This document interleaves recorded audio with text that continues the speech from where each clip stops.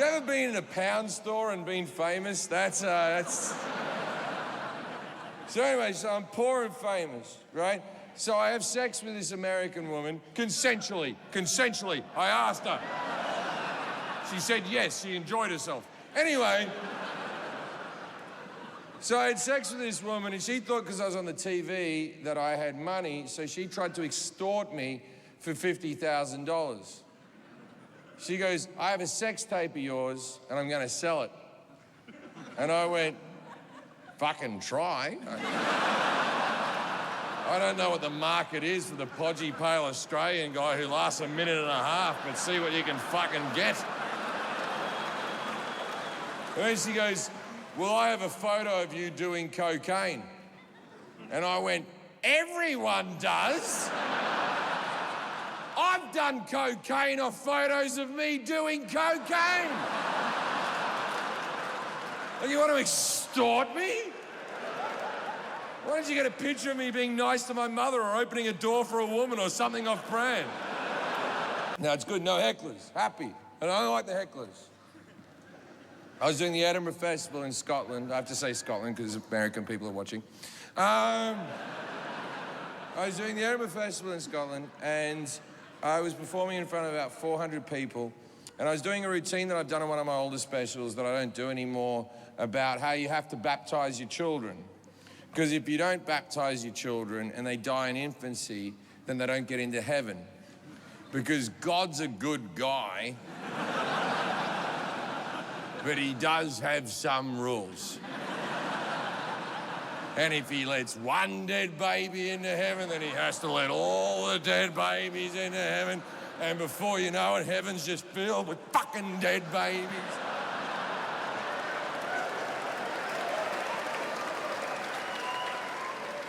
So I'm on stage kicking dead babies around, as you do at work.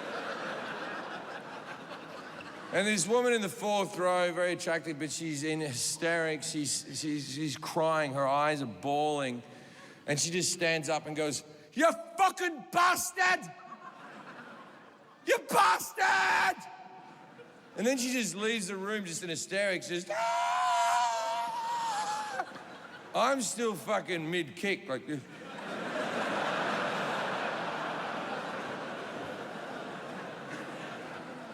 And then her husband stands up, and he picks up a handbag, and he holds the handbag like all men hold handbags. 2 hands in front of the chest. I'm holding this for someone else, so Anyway, so he picks up the handbag, and he holds it. We can still hear her screaming. She went out that door, she's screaming. The staff are trying to calm her down. She's screaming. And the husband stands up and he goes, I'm sorry, Jim. I'm sorry, everyone. We were expecting our first child and she miscarried at 7 months. And that was 6 weeks ago. And the baby was due this week. So we decided to leave the house for the first time and forget about our problems. and to try to have a laugh.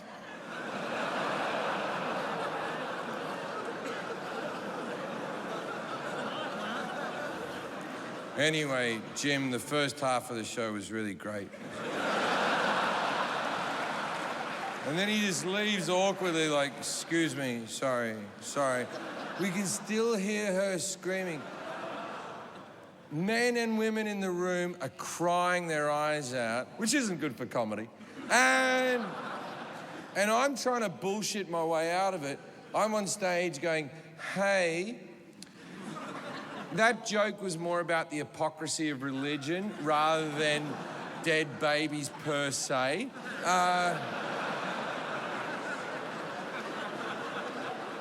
And as I'm doing that, in the second row, a Geordie fella from Newcastle, England, he stands up in the second row and he points at me really angry like this and he goes, to be fair, she's fucking hot.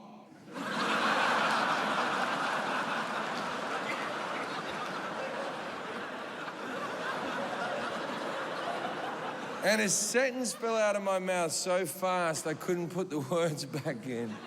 I went, well, they get to keep their figure when they don't carry them full term. I'm not proud of this. I'm just reporting it.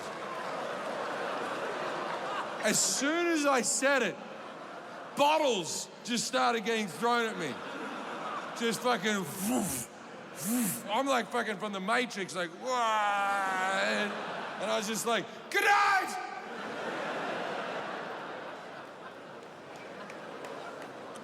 So that was many years ago. If you're watching this special at home, I hope you had a kid since then.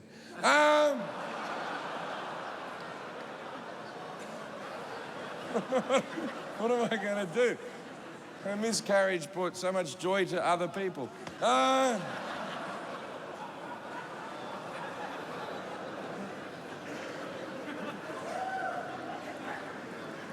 I'm 40, I'm about to turn 41 in a few weeks. I'll tell you a weird thing about me. I have a passion. My passion is this. I like little things that look like they should be big things. I act like they're full size, but that I'm a giant. I'll give you an example. You know when you're in a shitty hotel and they give you that little box of breakfast cereal? I act like that's a full-size box of breakfast cereal. And then I walk up to people and go, this is a full-size box of breakfast cereal. But I'm a giant. Like my ex, Kate, she had to stop buying cherry tomatoes and baby carrots because whenever we had them in the house, I was a pain in the ass. I was always like, Kate! It's a regular sized tomato. Well, I'm gonna eat it in one bite. Because I'm a giant, Kate! Every time we went to a restaurant and ordered sliders, she was like, fuck, here we go. You don't want to be sitting next to me on a plane when they give you that little bowl of vodka. I'm a fucking nightmare. I'm like, everyone should be drunk. I just drank a whole bottle of vodka. But I'm not, because I'm a giant. Now, this all came to a head when my son was 2. We were trying to put him in preschool, and we were going around to the different schools, and we were taking the tours, and we were on this one tour at the school he actually ended up at, and they were showing us the play equipment in the classrooms, and then we walked into the toilets. And they had these toilets for 2-year-olds, which are little tiny bowls, with a little tiny seat, with a little tiny water tank, a little tiny flusher, and as soon as I saw them, I was in heaven. And the rest of the group kept walking, and I acted like I was walking, but I wasn't, because I had to stick around, because I had to do a shit on a little toilet. I didn't even need to do a shit. This was an extra unnecessary shit. I'd done a shit 2 hours earlier. So I pull down my pants, and I get on the little toilet. Now, maybe the happiest I've ever been. So I'm doing this shit, and the hole's so small it only covers my arsehole, so my cock and balls are sitting up on the lip of the seat. And I'm just beaming, but then I reach a dilemma. Often when you shit, you also need to wee. And my dick wanted to wee, but I was just shitting, so my dick was confused. My dick was like, name me a scenario where shit is welcome and wee isn't. And I'm like, we're just shitting right now. And it's like, fuck it, I'm gonna wee. And I'm like, please don't wee.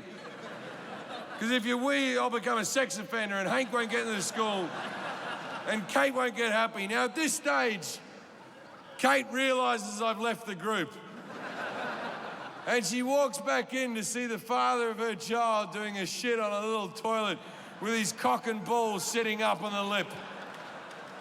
And the look of disappointment that just flooded her face. And I just looked at her like this.